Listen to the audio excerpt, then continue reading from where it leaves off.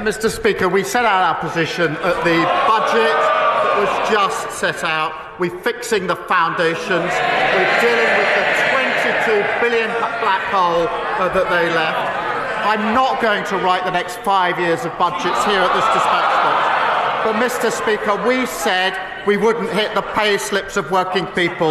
We passed the budget, we invest in the future, and we kept that promise. 3 minutes ago, a political earthquake shook Westminster. A senior judge, one of the most respected legal voices in Britain, tore into Prime Minister Keir Starmer with words so sharp they left the entire chamber stunned. In a move no one saw coming, the judge didn't just disagree with Starmer. He told him to silence himself, to stop undermining the judiciary, and to remember the boundaries of his office. For a man who built his career on law and order, this public humiliation was nothing short of extraordinary. Britain is asking tonight, how did Starmer, once hailed as a legal expert and defender of justice, end up being silenced by the very judges he claims to respect? And why is this moment being described as one of the darkest, most embarrassing chapters of his premiership? Thank you, Mr. Speaker.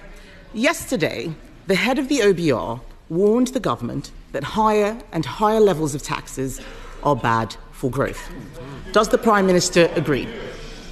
Prime Minister. The drama began in Parliament, where Starmer faced a barrage of questions about his government's handling of immigration rulings. Tensions were already high, with opposition MPs accusing him of failing to control the borders and Conservative critics painting him as weak and indecisive.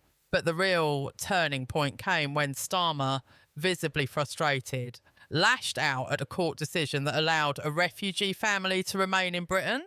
He claimed the ruling was wrong, implied judges were overstepping their role, and vowed to close so-called loopholes in the law.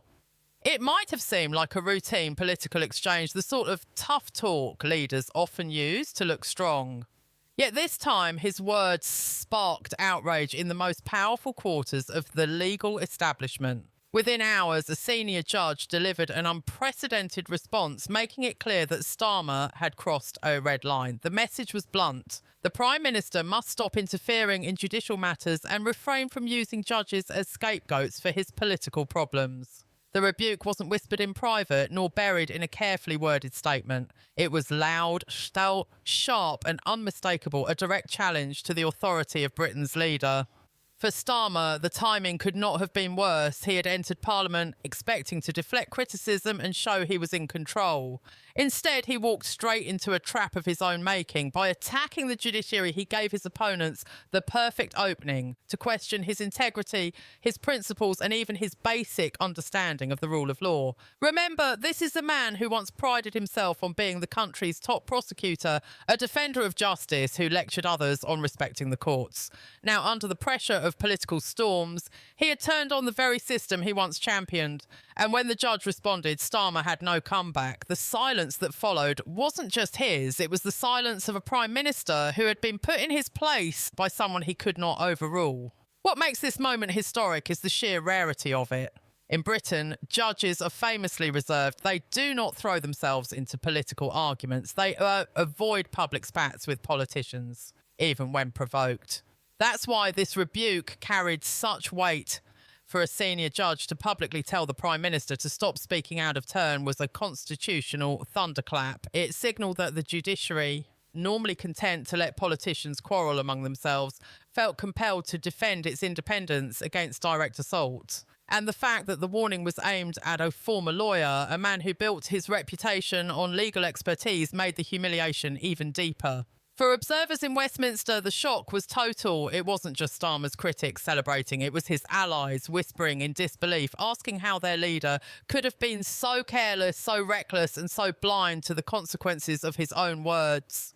Behind the scenes, whispers quickly spread that this was more than just a bad day at the office. Some MPs suggested Starmer had permanently damaged his relationship with the judiciary. Others wondered whether his credibility as a leader had suffered a fatal blow. After all, what does it say when the Prime Minister is told, essentially, to sit down and be quiet by one of the highest judges in the land? It was the moment that stripped away Starmer's carefully constructed image as the calm, competent adult in the room. Instead, Britain saw a leader who had lost his cool, lashed out and been publicly corrected like a schoolboy scolded by a head teacher. For the public, the optics were brutal.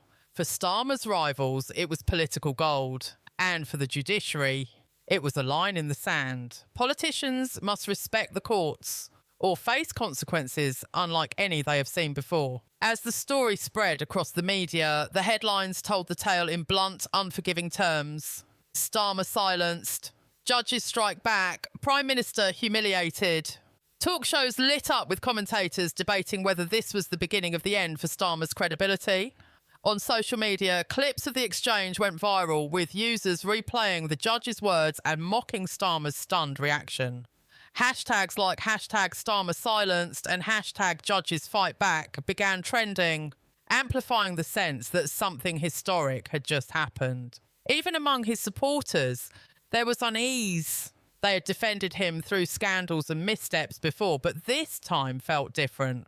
This wasn't about partisan politics or policy disagreements. This was about the very foundations of Britain's democracy, the separation of powers between government and judiciary. And in that clash, Starmer had been on the losing side, exposed for all to see. The fallout from the judge's rebuke did not take long to unfold. Within minutes of the exchange, whispers in Westminster turned into open speculation had the Prime Minister fatally undermined himself. For many MPs, this was not just another political spat. This was a public demonstration of weakness, a moment that cut through all the noise and revealed something raw about Starmer's leadership. The sight of a senior judge stepping in, telling the head of government to silence his attacks and respect the rule of law, was a spectacle rarely seen in British politics. For observers, it felt less like a disagreement and more like a direct reprimand, as if the judiciary had placed the Prime Minister in the dock. Every word carried weight, and every pause in the courtroom echoed louder than any applause in Parliament. It was not simply about immigration or one controversial ruling. It was about power, about principles, about the unwritten boundaries that hold the British system together. And Starmer had walked straight across those boundaries without hesitation, only to find himself slapped back into place. Political analysts immediately began dissecting the confrontation. Some argued that Starmer's outburst revealed a deeper frustration simmering beneath the surface, a leader struggling to juggle conflicting promises, trying to look tough on immigration while maintaining a reputation for fairness. But others saw something more sinister, a willingness to sacrifice the independence of the judiciary to win cheap applause in Parliament. That, they said, was the real scandal. For decades, Britain's democracy has relied on a delicate balance between Parliament, the courts and the Crown. Each institution respects the other, even when disagreements run deep. Yet here was the Prime Minister, dismissing a judge's ruling as wrong and vowing to silence such decisions in the future.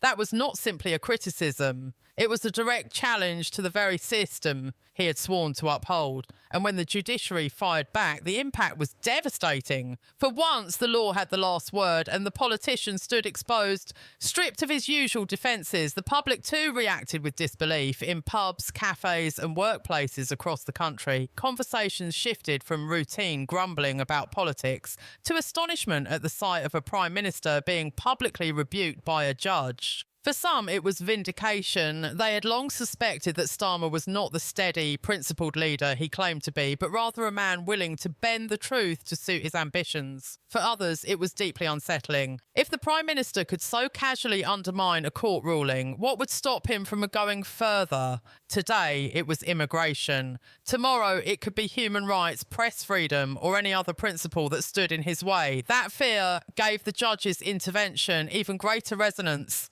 By telling Starmer to silence his attacks, the judiciary was not merely defending one decision, it was defending the very idea that no politician, no matter how powerful, is above the law.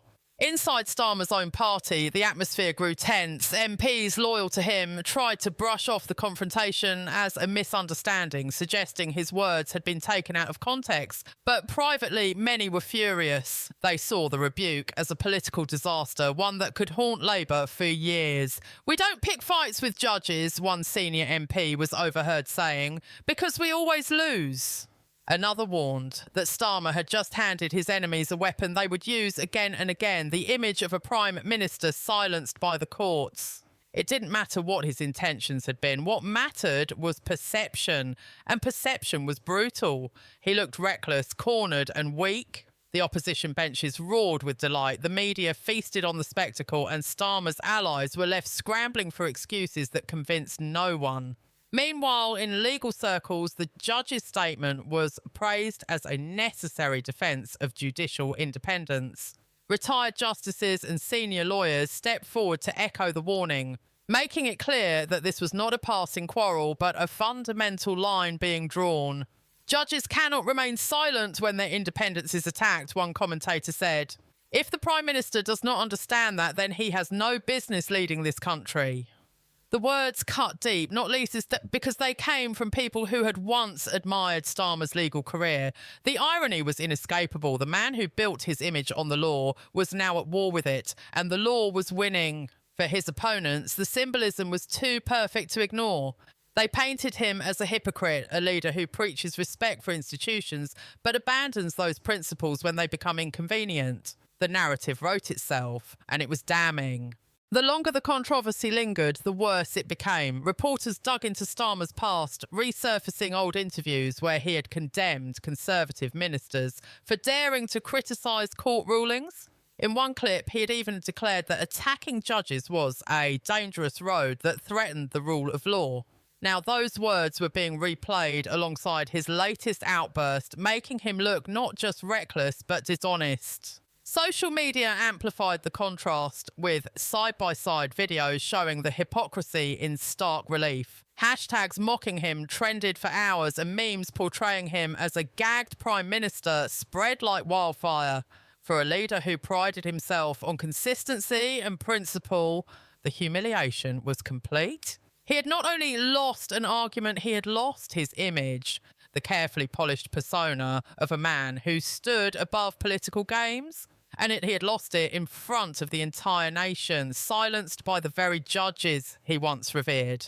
As the dust from the confrontation settled, something extraordinary began to unfold. The rebuke delivered by the senior judge was not fading into the background as many in Starmer's circle had hoped. Instead, it was gaining momentum, echoing through every corner of public life. Commentators called it a constitutional crisis in slow motion. Was the Prime Minister still in control of his government, or had he effectively been placed in check by the judiciary? The more people discussed it, the more it became clear that this was not an ordinary spat. It had struck a nerve because it revealed a deep contradiction at the heart of Starmer's leadership.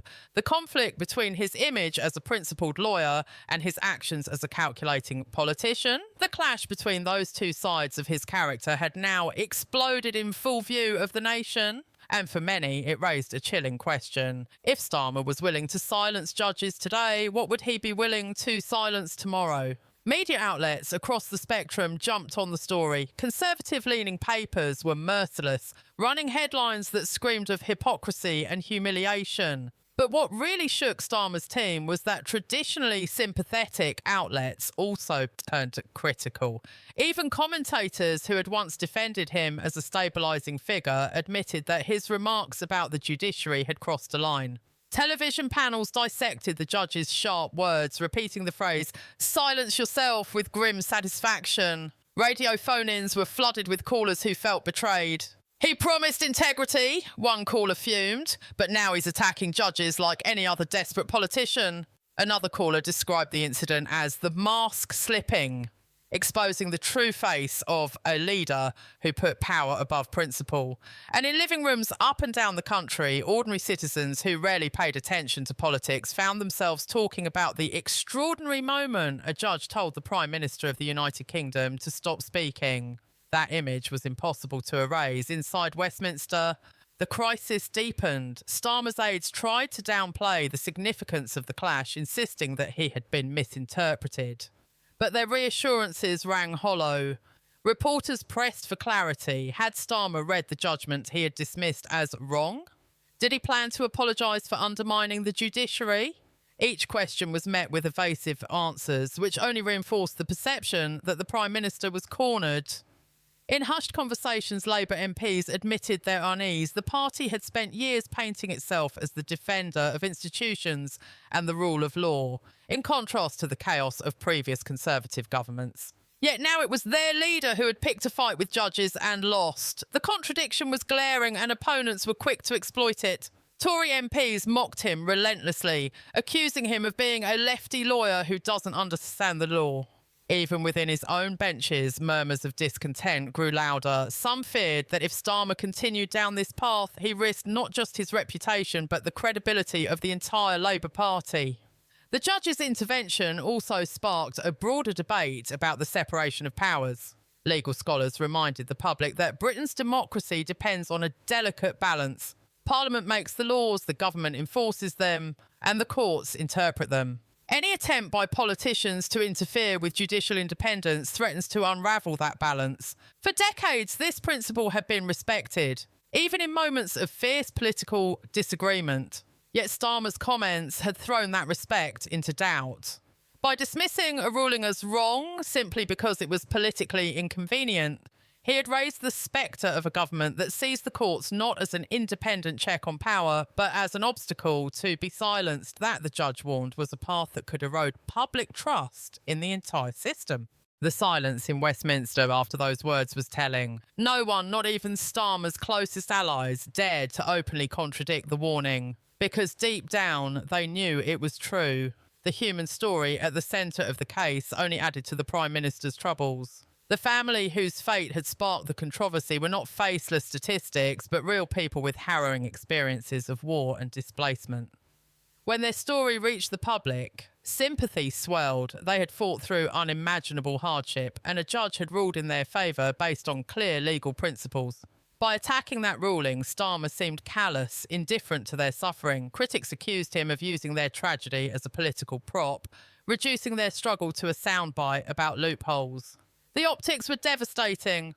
On one side stood a family seeking safety and justice. On the other stood the Prime Minister, dismissing their victory in court as a mistake to be silenced. It was a battle of narratives that Starmer could not win. Even more damaging was the historical irony. This was not the first time Starmer had clashed with judges.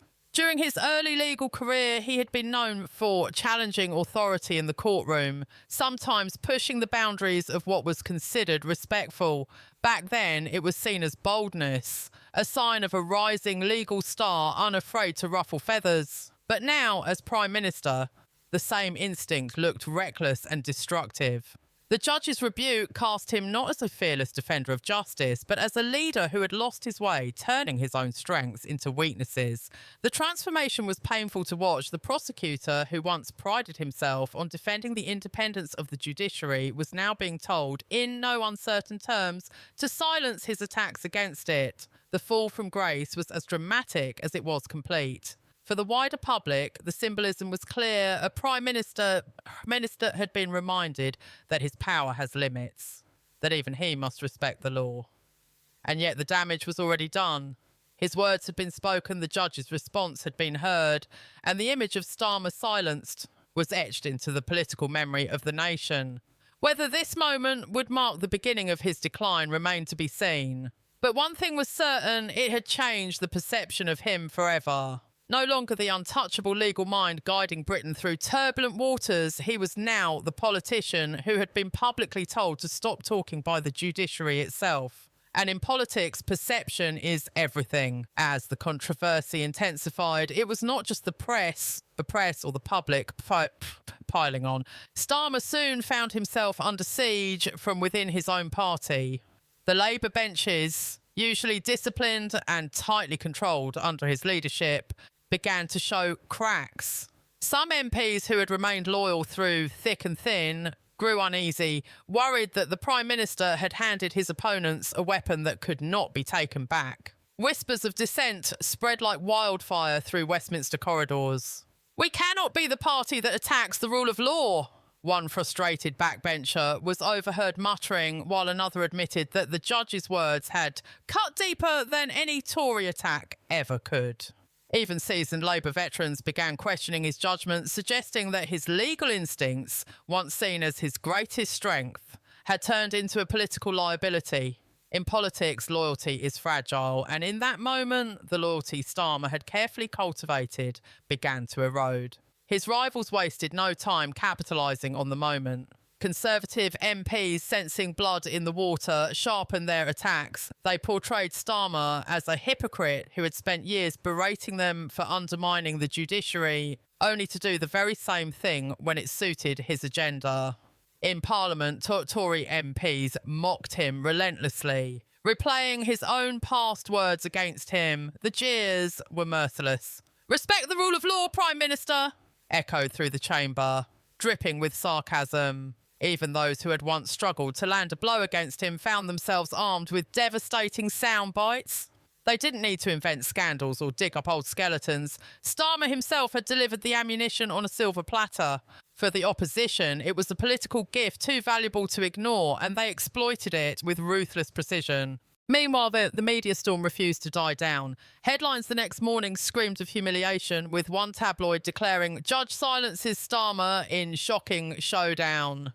News programmes replayed the rebuke again and again, each broadcast magnifying the sense of weakness. The phrase, "silence yourself," became a national talking point, plastered across front pages, dissected on talk shows and trending across social media.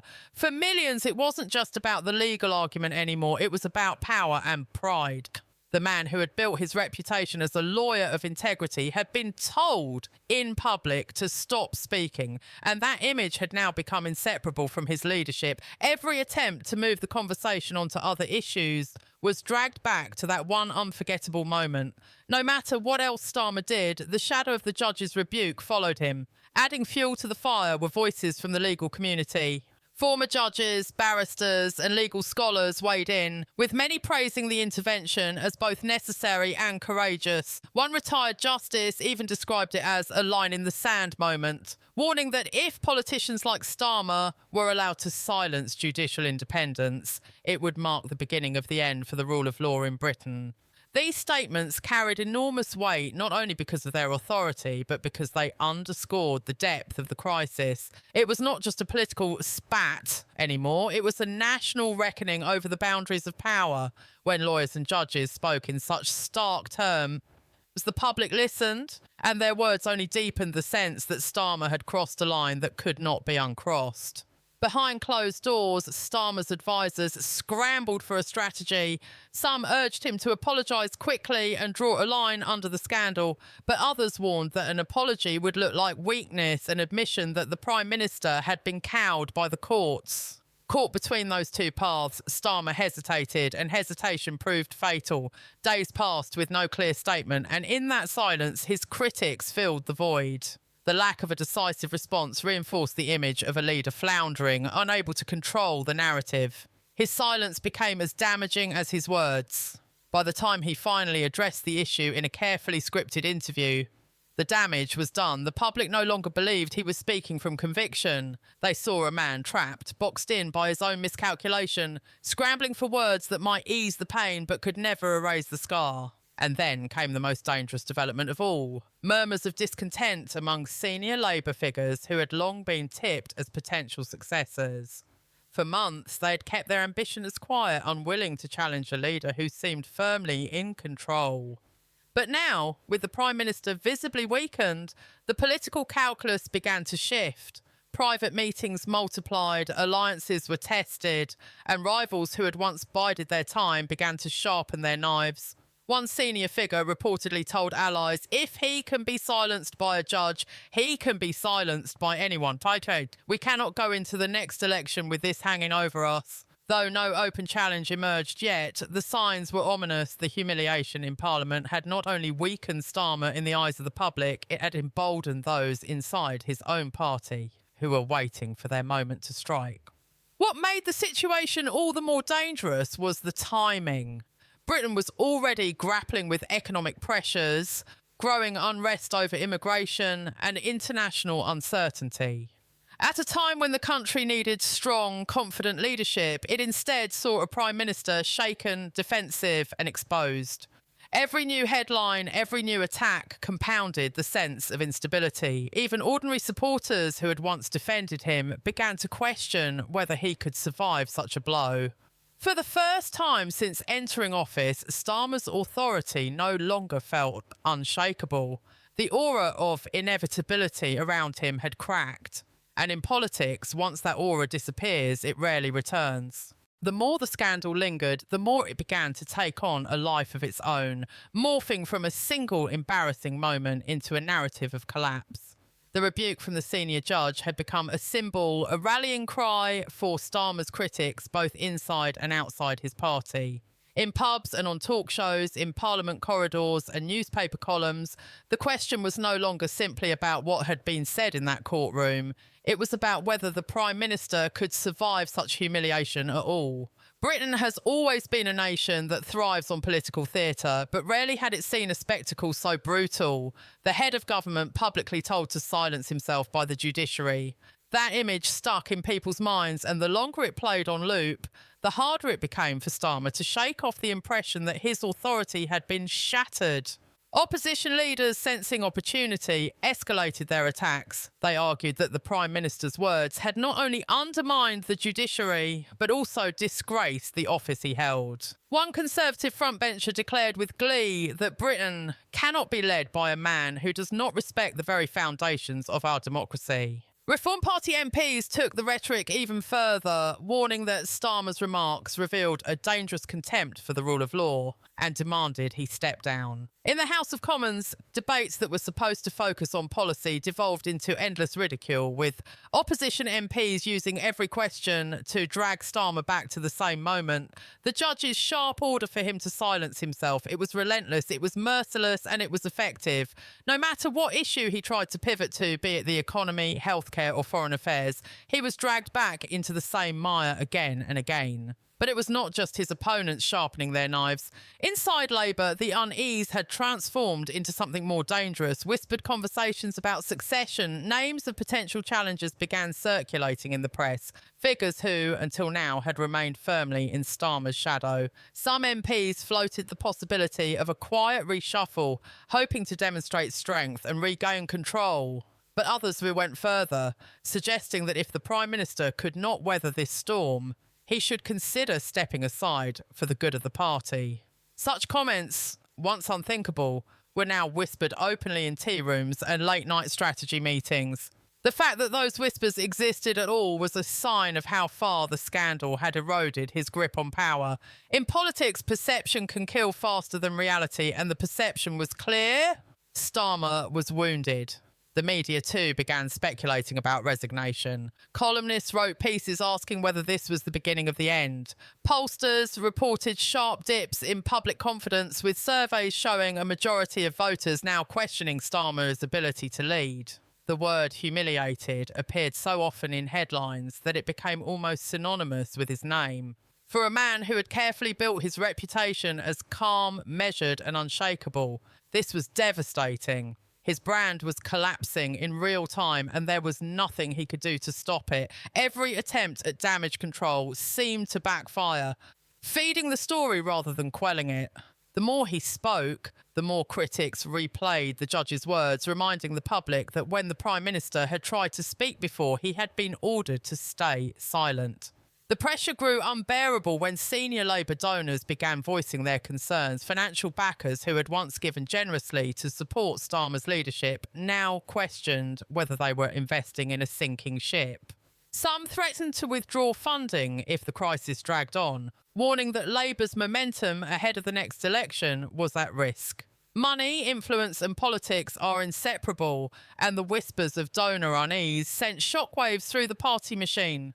If the financial lifeline began to dry up, it would not matter how many MPs remained loyal. His position would be untenable. The crisis was no longer just political, it was existential. All of this created a poisonous atmosphere around Number 10. Inside Downing Street, aides described the mood as paranoid and fractured. Leaks emerged almost daily, painting a picture of chaos at the heart of government. Some advisers blamed Starmer directly for the disaster, arguing that he had failed to contain his temper and allowed a moment of frustration to spiral into catastrophe. Others accused rival factions within Labour of deliberately feeding the press to weaken him further. Trust disintegrated, morale collapsed, and the once tightly controlled operation descended into dysfunction. Instead of plotting a path forward, the Prime Minister's team spent their days firefighting scandals, quashing rumours and trying to silence dissent. But the irony was impossible to ignore.